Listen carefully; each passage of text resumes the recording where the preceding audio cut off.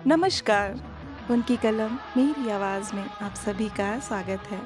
आइए सुनते हैं कहानी पिता की विदाई, जिसे लिखा है दीपक शर्मा जी ने। तुम आ गई जिज्जी। नर्सिंग होम के उस कमरे में बाबूजी के बिस्तर के बगल में बैठा भाई मुझे देखते ही अपनी कुर्सी से उठ खड़ा हुआ। हाँ, मैंने हल्के से उसे गले लगाया। बा कैसे हैं? बाबूजी की आधी खुली आंखें शून्य में देख रही थीं। वहाँ क्या मृत्यु थी? किसी आधे खुले दरवाजे पर, चौखट की मुठिया थामे, पायदान पर खड़ी, बिना अड़ानी के? अभी कुछ कहा नहीं जा सकता।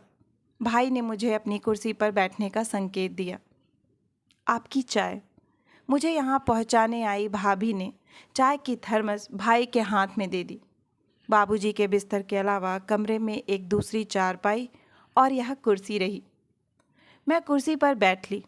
बाबूजी से समृद्ध दो नलियों के बीच बाबूजी के हाथ की नली उनके सिराहने वाली ग्लूकोज की बोतल से जुड़ी थी और उनकी पैताने वाली नली पेशाब जमा करने वाले एक थैले से।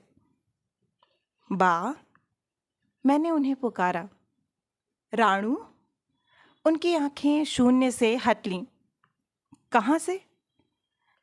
इधर, अपने घर से। अपने विवाह के उस 26वें वर्ष में भी बाबूजी और भाई के सामने उन्हीं के घर को मैं अपना घर बताया करती। मेरे पति का घर उधर ही रह जाया करता। कस्बा रोड से? कस्बा रोड का नाम बाबूजी के होठों पर पिछले 3 वर्षों में पहली बार आया था। अपनी आदत के मुताबिक वे छूटी हुई जगहों के बजाय हमेशा मौजूदा जगहों की ही बात करते। हाँ, मैंने कहा, कस्बा रोड से। कस्बा रोड पर हमारा पुराना घर रहा, बाबूजी का बनवाया हुआ, कस्बापुर में, जहाँ सन 43 से लेकर सन 81 तक बाबूजी अंग्रेज़ी के प्रवक्ता रहे थे। लेकिन 3 साल पहले जब भाई की बदली इधर बस्तीपुर में हुई तो कस्बापुर वाला मकान बेचकर भाई ने इधर अपना मकान बनवा लिया था। यह कैसा जख्म है? बाबूजी की नली वाले हाथ में एक नीली खरोंच और सूजन थी। बाबूजी ने कल हाथ वाली अपनी यह नली जोर से खींचकर अलग कर दी थी। भाभी ने कहा, कल बाप बहुत बेचैन थे। भाई बोला, घर लौटने की जिद कर रहे थे। तुम्हारा नाश्ता? बा ने मेरी ओर देखा।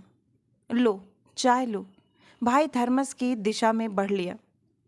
नहीं, मैंने धीमे स्वर से उत्तर दिया, आज मैं उपवास रखूंगी। जोर मत दीजिए, भाभी ने कहा। अम्मा जी के टाइम भी जीजी ने उपवास रखे थे। उस वक्त हालात और थे। भाई ने कहा, वे पूरी बेहोशी में जा चुकी थीं। 8 साल पहले माँ की मृत्यु उनके दिमाग की नस के रक्तस्राव से हुई थी। कस्बापुर के सरकारी अस्पताल के इंटेंसिव केयर यूनिट में दाखिल होने के 5वें दिन। लीला? बाबूजी चौंके। नहीं, बात चाय की हो रही है बा। माँ की मृत्यु के बाद से माँ का उल्लेख मैं केवल बाबूजी के साथ ही किया करती, अकेले में। माँ के संग भाई और भाभी के संबंध विशेष सुखद ना रहे थे। चाय लीला ने बनाई है, मलाई वाली। जब तक माँ जीवित रहीं, घर में आए सारे दूध की मलाई का प्रयोग केवल चाय के लिए होता। मलाई से घी न बनाया जाता। ब्लड प्रेशर और टेम्परेचर लेना है। नर्सिंग होम की वे दोनों नर्सें सरकारी अस्पताल वाली सफ़ेद पोशाक में ना रहीं, नीले सलवार कमीज़ों में रहीं, सफ़ेद दुपट्टों के साथ। बाबूजी का ब्लड प्रेशर 120/80 था और बुखार 102 डिग्री। बुखार ठीक नहीं, भाई ने कहा। मैं डॉक्टर से पूछ कर आता हूँ। बा, मैंने बाबूजी का हाथ पकड़ लिया, नली वाला। उनका दूसरा हाथ दीवार की तरफ था। पंखा तेज कर लो राणू। बाबूजी ने मेरी ओर देखा। अपने कमरे के पंखे को वे सामान्यतः 2 नंबर से ज़्यादा कभी न चलने देते, लेकिन मुझे देखते ही वे पंखे का नंबर हमेशा 4 या 5 पर ले आया करते। बाबूजी ने इतनी गर्मी पहले कभी नहीं मनाई। भाभी बोली, पिछले पूरे हफ्ते से अपना पंखा 5 पर किए हैं। पानी, बाबूजी बुदबुदाए। डॉक्टर ने ज़्यादा पानी देने को मना किया है। बोतल में रखे पानी को एक कटोरी में परोसते हुए भाभी ने कहा। जैसे ही मैं चम्मच बाबूजी के होठों के पास लेकर गई, उन्होंने मुंह खोल दिया, एक शिशु के अंदाज में। ज़्यादा पानी मत पिलाना। इतने में भाई अंदर चला आया। देखो तो इनका पेट पहले कभी इस तरह फूला रहा। उनका पेट वाकई अपने स्वाभाविक तल से काफ़ी ऊंचा रहा। ठीक है, हाथ की कटोरी और चम्मच मैंने भाभी को थमा दिए। यह आपकी बहन है? आगंतुक ने एक सफ़ेद एप्रन पहन रखा था। आइए डॉक्टर साहब। भाई ने उसके अभिवादन में अपने हाथ जोड़े और मुझे उसका परिचय दिया। डॉक्टर विज इस शहर के सबसे कुशल सर्जन माने जाते हैं और इनका रिकॉर्ड है, इनके इस नर्सिंग होम में आज तक कोई कैजुअलिटी नहीं हुई। मेरा कहा अब मत टालिए। डॉक्टर विज की आयु 35 और 40 के बीच की रही। बाबूजी का ऑपरेशन हो जाने दीजिए। ऑपरेशन? मैंने पूछा। आइए। भाई ने मुझे बाहर आने का संकेत दिया। उधर बात करते हैं। किस हिस्से का ऑपरेशन? कमरे के बाहर के बरामदे में पहुंचते ही मैंने पूछा। बड़ी अंतरी के निचले हिस्से का, डॉक्टर ने कहा। कोलन का? मैंने पूछा। कोलाइटिस की मेरी बीमारी पुरानी थी और कोलन की मेरी जानकारी विस्तृत रही। वहाँ पॉलिप्स है क्या? नहीं, जोइड सिग्मोइड डाइवर्टिकुलम। उसका सर्जिकल रिसेक्शन जरूरी है, डॉक्टर ने कहा। बाबूजी की लंबी कब्ज का कारण भी वही रहा। भाई बोला, कल सभी लेबोरेटरी टेस्ट हुए थे, साथ ही ultrasound, CT scan, x-ray. X-ray? मैंने डॉक्टर को घूरा। लेकिन मैंने सुन रखा है कोलन की अंदरूनी जांच के लिए एक्सरे तनिक कारगर नहीं। कोलोनोस्कोपी या बेरियम एनीमा बेहतर रहता है। चुप रहो, भाई ने मेरी कोहनी दबाई। चुप रहो। कोलोनोस्कोप अथवा बेरियम को कोलन में ले जाने से डाइवर्टिकुलम के वेधन का खतरा रहता है, डॉक्टर विज ने कहा। आप हमसे बेहतर जानते हैं, भाई ने डॉक्टर से कहा। आप ऑपरेशन की तैयारी कीजिए। मुझे अपने 3 साथियों को बुलाना पड़ेगा। मरीज़ के निश्चेतन के लिए एनेस्थेटिस्ट को, मरीज़ के दिल को वश में रखने के लिए कार्डियोलॉजिस्ट और ऑपरेशन में मेरी सहायता करने के लिए अपने एक सहचारी सर्जन को। सभी अपनी फ़ीस एडवांस में लेंगे। क्यों नहीं? भाई ने कहा। आप ऑपरेशन की तैयारी कीजिए। 10 मिनट के अंदर आप द्वारा बताई गई रकम आपके पास जमा हो जाएगी। आप उधर मेरे कमरे में आइए। धागे, इंजेक्शन, लोशन, ऑक्सीजन सिलेंडर और ताजे खून का भी प्रबंध करना पड़ेगा। 1 मिनट। डॉक्टर के साथ दूसरी दिशा में जा रहे भाई को मैंने रोक लिया। क्या है? भाई झल्लाया। ऑपरेशन करना ज़रूरी है क्या? हाँ। भाई खींचा। हम उन्हें घर ले चलते हैं। और घर ले जाकर क्या करेंगे? उनकी मौत का इंतज़ार? हाँ, मैंने कहना चाहा। मंद गति उनकी मृत्यु को उसकी चाल सीमा से तेज चलाना ज़रूरी रहा क्या? किंतु मैं चुप लगा गई। तुम कुछ नहीं जानती, तुम कुछ नहीं समझती। मैं सब जानता हूँ, सब समझता हूँ। पूरी 2 रातें मैं उनके साथ जागता रहा हूँ। पूरे 2 दिन मैं उनके पास बैठा रहा हूँ। जिस परेशानी से वे गुजर रहे हैं, उस परेशानी से मैं वाकिफ़ हूँ, तुम नहीं। प्रभु, मैंने अपने कदम बाबूजी के कमरे की ओर बढ़ा लिए। हे प्रभु, बाबूजी का ऑपरेशन ना होने पाए। उनके ऑपरेशन से पहले तुम उन्हें अपनी शरण में ले लो, कृपा से, शांति से, सहज में। डॉक्टर क्या कहता है? भाभी ने पूछा। ऑपरेशन। अंदर उमड़ रही मेरी रुलाई ने मुझे आगे बोलने ना दिया। पानी, बाबूजी बुदबुदाए। देना है क्या? भाभी ने पूछा। दे देते हैं, मैंने कहा। मैं पिलाता हूँ। कमरे में लौट रहे भाई ने पानी की कटोरी हाथ में ली और स्नेहिल कोमल भाव से चम्मच बाबूजी के मुंह तक ले गया। बस बा, 2 चम्मच पिलाने के बाद भाई ने बाबूजी के गाल सहलाए। अब फिर थोड़ी देर बाद पीना। भाभी ने भाई के हाथ से कटोरी और चम्मच ले लिए। हमें घर जाना पड़ेगा, भाई ने भाभी से कहा। ऑपरेशन के लिए सामान खरीदना है। चलिए। भाभी भाई के साथ कमरे से बाहर निकल ली। कमरे में अब हम अकेले रह गए, बाबूजी और मैं। हे प्रभु, मैंने अपनी नई प्रार्थना दोहराई। बाबूजी का ऑपरेशन ना होने पाए, ना होने पाए, ना होने पाए। उनकी मृत्यु का पश्चाताप मैं उनके साथ सुनना चाहती थी। उनकी मृत्यु का आलिंगन उनके साथ देखना चाहती थी। उनकी मृत्यु की थपकी का दाब उनके साथ महसूस करना चाहती थी। मैं चाहती थी मृत्यु उन्हें ऐसे लेकर जाए जैसे कोई माँ अपने बीमार बच्चे को अपनी गोदी में ले लेती है, निर्विघ्न, शांत चित्त, सगुनिया नींद की तरह, शामक मरहम की तरह। एंटीबायोटिक दवा का यह सिलेंडर हमें ग्लूकोज की जगह यहाँ लगाना है। इस बार की दोनों नर्सें दूसरी रहीं, पहले वाली नहीं। बाबूजी के हाथ की नली का जुड़ाव उन्होंने ग्लूकोज की बोतल से हटाकर अपने साथ लाई उस नई बोतल से कर दिया। जांच के लिए खून भी लेंगे। उनमें से एक नर्स ने बाबूजी की उंगली अपने हाथ में ले ली। सिरिंज की चुभन बाबूजी ने महसूस की और अपनी आंखें पूरी तरह खोल लीं। मुझे सामने पाकर वे चमकी। धन्यवाद। दोनों नर्सें कमरे से बाहर हो लीं। किसने बताया? बाबूजी ने पूछा।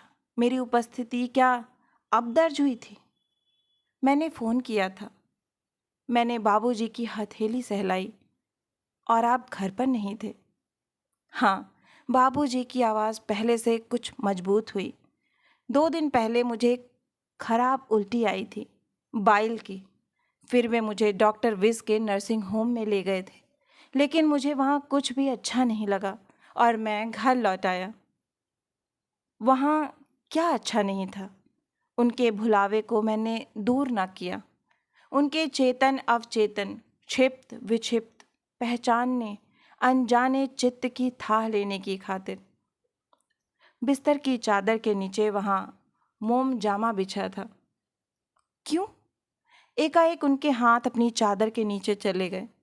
यहाँ भी देखो, यहाँ भी।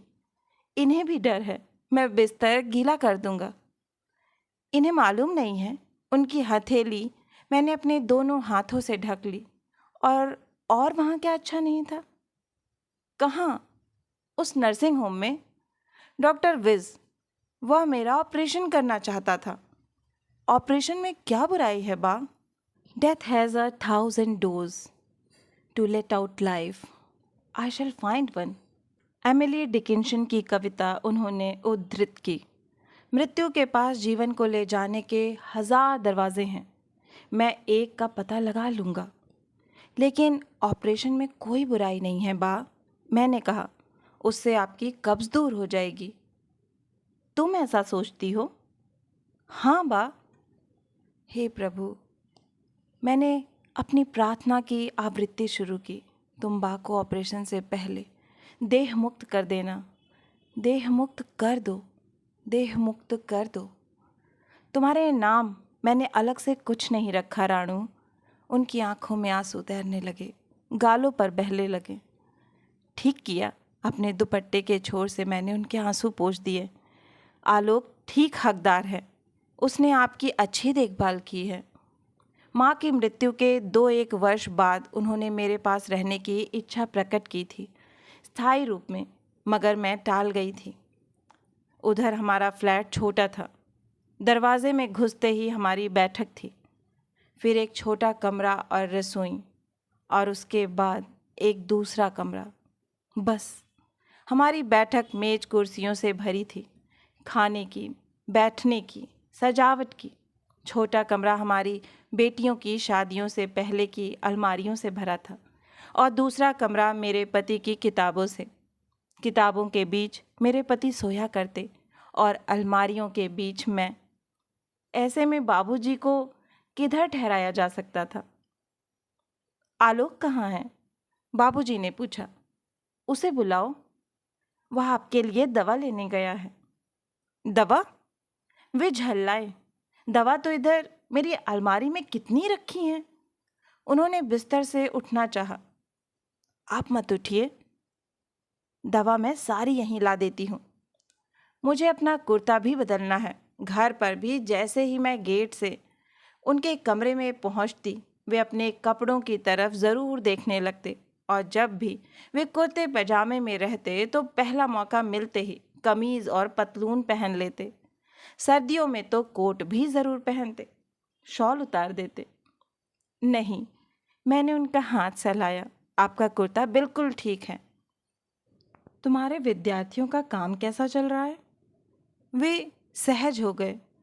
स्नातकोत्तर मेरे कॉलेज में कुछ विद्यार्थी एमए द्वितीय वर्ष के एक पेपर के एवज में शोध निबंध लिखा करते हैं, हम अध्यापकों के निरीक्षण में। बताऊंगी, बाद में बताऊंगी। साहित्य में उनकी रुचि ने यदि उन्हें उनके लोहे के पुश्तैनी कारोबार से विलग किया था, तो मुझे मेरे विज्ञान विषयों से। हाई स्कूल की अपनी परीक्षा में विज्ञान विषयों में 90% अंक पाने के बावजूद बाबूजी ने मुझे मेरी प्री यूनिवर्सिटी में विज्ञान विषय छुड़ा दिए थे, ताकि उनके साहित्य प्रेम की बपौती मेरे द्वारा वितान पा सके। उस समय 7वीं में पढ़ रहा था भाई, चुटपुट कार्टून कॉमिक्स से आगे ना बढ़ा था, जबकि उसकी उम्र तक पहुँचते पहुँचते आसान अंग्रेजी में रूपांतरित अनेक रूसी, अमेरिकी और ब्रितानवी उपन्यास में निगल चुकी थी। बाबूजी के कॉलेज के पुस्तकालय के बूते पर। प्रभु, मैं रोने लगी। हे प्रभु, तुम उनके ऑपरेशन से पहले उन्हें स्वीकार लो। वे निष्प्राण हों तो मेरे सामने, उन अजनबी बेगाने डॉक्टरों के सामने नहीं, उनकी छुरियों की कड़कड़ाहट के बीच नहीं। सामान मैंने डॉक्टर विस को ला दिया है। भाई पसीने से तर था। दूसरे डॉक्टर भी पहुंच चुके हैं। ऑपरेशन की तैयारी अब पूरी है। आलोक, बाबूजी ने भाई को पुकारा। मेरे दस्तखत ले लो। मेरे पास हैं, पूरे दस्तखत हैं। इधर बैठो। भाई कुर्सी पर बैठ गया। लीला के बक्से में एक जगह 5,000 रखा है और मेरी अलमारी में 1,200। घर आकर मुझे बताना। भाई कुर्सी से उठ खड़ा हुआ। मुझे कुछ समझ में नहीं आया। मैं समझ गई हूँ। मैं तुरंत कुर्सी पर बैठ ली। बाबूजी कहते हैं 5,000। चुप हो जाओ, भाई ने कहा। मुझे तुम्हारे समझाने की कोई ज़रूरत नहीं। मेरी राणू बहुत समझदार है। बाबूजी ने मेरी ओर अपना दूसरा खाली हाथ बढ़ाया, मेरी मर्यादा बनाए रखने हेतु। डॉक्टर आपका ऑपरेशन करना चाहते हैं। भाई ने बाबूजी का बायां हाथ अपने दोनों हाथों में ले लिया। ऑपरेशन से आपकी आंत की तकलीफ दूर हो जाएगी। अच्छा जी। भाई के प्रति अपनी आस्था वे इन्हीं ऋतिक और औपचारिक शब्दों में व्यक्त किया करते। भाई की आंखों में आंसू आ गए और अपने आंसुओं के साथ वह कमरे से बाहर हो लिया। He is going. वे जा रहे हैं। मैं भाई के पास जा पहुंची। क्या? उनका ऑपरेशन नहीं होना चाहिए। चुप करो। भाई डॉक्टर विस के कमरे की ओर बढ़ लिया। बा, मैं कमरे में लौट आई, अपनी कुर्सी पर। All the best. मैंने उनका हाथ चूमा, बिल्कुल उसी तरह जैसे मैं स्टेशन पर अपनी गाड़ी छूटने से ऐन पहले चूमती थी, उनसे विदा लेते समय। ठीक है, उन्होंने मेरा हाथ हिलाया, एक स्नेहिल हैंडशेक के अंतर्गत, एक मुस्कान के साथ। विदा देते समय वे इसी तरह मुस्कुराया करते, भावी विमुक्ति को समायोजित करते हुए, विस्तीर्ण दार्शनिक स्वीकृति के साथ। हे प्रभु, मैंने उनका हाथ फिर चूम लिया। उनके ऑपरेशन से पहले उन्हें देह मुक्त कर देना। देह मुक्त कर दो, देह मुक्त कर दो। कैसे हैं बाबूजी? ब्लड प्रेशर और बुखार लेने पहले आई नर्सें भाई के साथ चुपके से कमरे में आ खड़ी हुईं। दोनों नलियां उन्होंने बाबूजी से अलग कर दीं और पेशाब का थैला लेकर बाहर चली गईं। तभी स्ट्रेचर के साथ वार्ड बॉयज़ प्रकट हुए। मैं अपनी कुर्सी से उठ गई। भाई ने वह कुर्सी एक कोने में जा टिकाई। वार्ड बॉयज़ ने स्ट्रेचर बाबूजी के बिस्तर के बराबर पटवार दिया। दीवार की तरफ जाकर भाई ने उनकी सहायता लेकर बाबूजी को स्ट्रेचर पर अंतरित कर दिया। 2 कमरों के बाद हम उस नर्सिंग होम के ऑपरेशन थिएटर के बाहरी कमरे में पहुंच लिए। आप यहीं रुक जाना, वहाँ दूसरी नर्सें रहीं और उन्होंने मुझे आगे जाने से रोक दिया। लेकिन जब वे सब आगे निकल गए तो मैं उनके पीछे हो ली। ऑपरेशन थिएटर बड़ा था, अच्छा बड़ा, वातानुकूलित। उसकी मेज भी अच्छी खासी थी। अपने अपने आधार पर खड़े सरकवे बल्ब भी अच्छी तेज़ रोशनी फेंक रहे थे। अपनी अपनी नींव पर खड़ी तरंगी मशीनें अच्छी कूज कर रही थीं। विभिन्न ट्रेयों में रखी सरपीली कैंचियाँ और छुरियाँ अच्छी चमक रही थीं।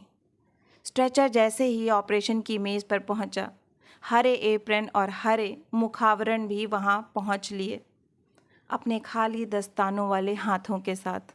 अभिलाषी बुभुक्षु मृत्यु को खुले हाथों भोज देने, अचिर मुक्त हस्त भेंट करने उसे विपुलने वाले, तत्काल अधिकाराधीन सौंपने उसे चारा लगे ग्रास, अविलंब। बाबूजी को वहाँ मेज पर बिछाकर हम कमरे में बैठते हैं। भाई ने मेरी पीठ घेर ली, 8 साल पहले वाले अंदाज में, जब माँ की मृत्यु की सूचना उसने मुझे दी थी। जवाब में मैंने केवल अपना सिर हिला दिया था। बिजली के जाने के डर से ऑपरेशन हमेशा जनरेटर चलाकर करते हैं। कमरे में पहुंचकर भाई ने मेरी मनः स्थिति टोहनी चाहिए। मैंने अपना सिर फिर हिला दिया। तुम प्रार्थना कर रही हो? भाई ने पूछा। हाँ, अपनी प्रार्थना मैं जारी रखना चाहती थी। हे प्रभु, मैंने विनती की, बाबूजी को उन डॉक्टरों के प्रयोगों से पहले देह मुक्त कर देना, देह मुक्त कर देना, देह मुक्त कर देना। पंजाबी का एक पुराना लोकगीत मेरा दिल धड़काने लगा। साढ़े दिल ते चलाइयाँ छुरियाँ, सानू कटिया वांग कसाइयाँ। हमें तुमने कसाइयों की भांति तिक्का बोटी कर दिया, हमारे दिल पर तुमने छुरियाँ चला दी।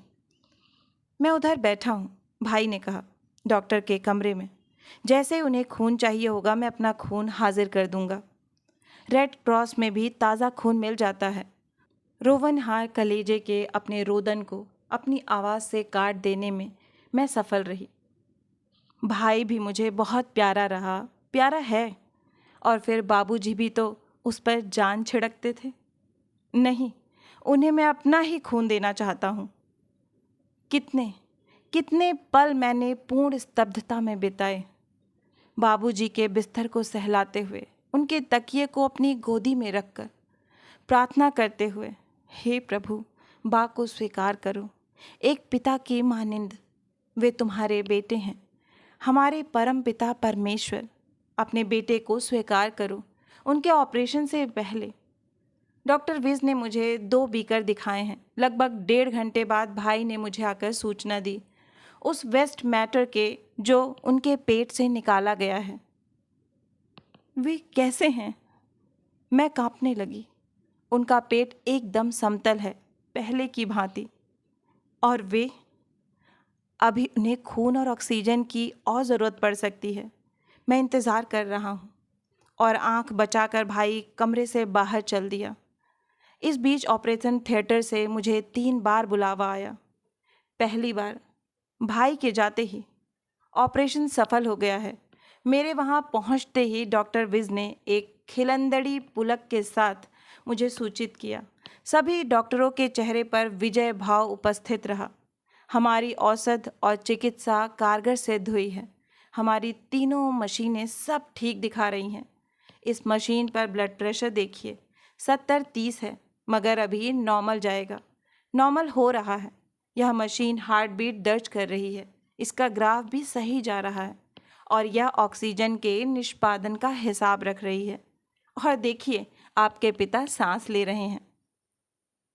कृत्रिम? मैंने पूछा। बाबूजी का आधे से ज़्यादा चेहरा ऑक्सीजन मास्क ने ढक रखा था, लेकिन उनके चेहरे का जितना भाग नज़र में उतर सकता था वह जर्द पीला था। किसी भी डॉक्टर ने मेरे प्रश्न का उत्तर ना दिया।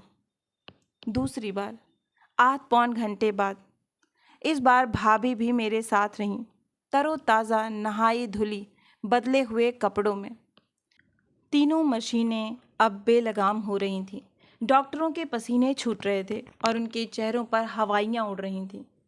आप प्रार्थना कीजिए, प्लीज़ प्रार्थना कीजिए, हम अपनी कोशिशें जारी रख रहे हैं।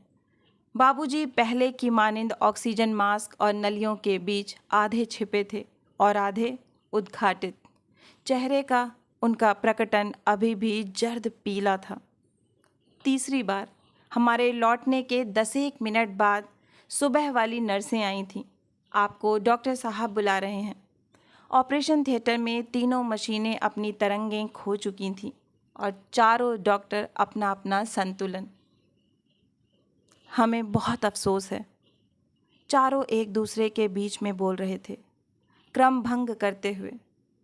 उन्हें हम लौटा नहीं पाए। उनकी श्वास चालू नहीं हो सकी। उन्हें अचानक दिल का दौरा पड़ गया। बाबूजी के चेहरे से वे मास्क हटा चुके थे और एक झकाझक सफ़ेद चादर उनकी गर्दन तक उन्हें ढके थी। उन्हें देखकर कोई नहीं कह सकता था वे अभी अभी गहन प्राण पीड़ा से गुजरे थे। वे शांत चित्त, संतोषी मुद्रा में सोते हुए लग रहे थे। तो क्या मेरे प्रभु ने मेरी प्रार्थना सुन ली थी और ऑपरेशन से पहले ही उन्हें मृत्यु दे दी थी? और डॉक्टरों ने केवल उन्हें स्वच्छ किया था। षड्यंत्रकारी उनके डायवर्टिकुलम की वजह से उनके कोलन में एकत्रित हुई उस अंतर भूस्तरी को दूर करके। किंतु उस ऑपरेशन में प्रयोग की गई सामग्री की अवशिष्ट गंध तिक्त रही थी, जो उनकी अस्थियों में जा बसी थी, जो उन्हें प्रवाह करते समय हवा में तैर ली थी, जो अब मेरी शिराओं में आ घुली है और मेरे हर श्वास के साथ मुझे उनकी उपस्थिति एवं अनुपस्थिति का एहसास दिलाती है। वही वही वही मेरे पहले मित्र थे, मेरे परम मित्र थे, मेरे अकेले मित्र थे, मेरे अंतिम मित्र थे। आशा है कि यह हृदय स्पर्शी कहानी आपको बहुत ही पसंद आई होगी। अगर कहानी पसंद आई है तो मुझे प्रोत्साहित करने के लिए एक लाइक करें, अपनों के साथ ज़्यादा से ज़्यादा शेयर करें। नीचे कमेंट बॉक्स में कमेंट करके बताएं कि आपको कहानी कैसी लगी। और अगर आप इस परिवार का हिस्सा बनना चाहते हैं तो इस चैनल को सब्सक्राइब करें और हाँ, नोटिफिकेशन बेल ज़रूर दबाएं, जिससे आगे आने वाली हर कहानियाँ आपको समय पर मिलती रहें। फिर मिलती हूँ एक नई कहानी या कविता के साथ। तब तक के लिए आप सभी का कहानी सुनने के लिए बहुत बहुत धन्यवाद।